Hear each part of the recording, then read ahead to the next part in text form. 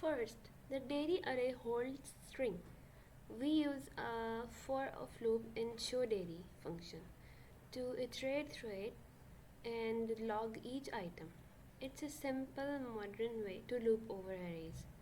Next is animal is created with object literal notation using curly braces with a key value pair. We create bird with Object.create animal, setting up a prototype inheritance so it inherits can jump. We add two on properties, can fly and has feathers. Bird can function uses Object.entries to log only bird's own properties. Animal can function uses a for in loop to log all the properties including inherited ones.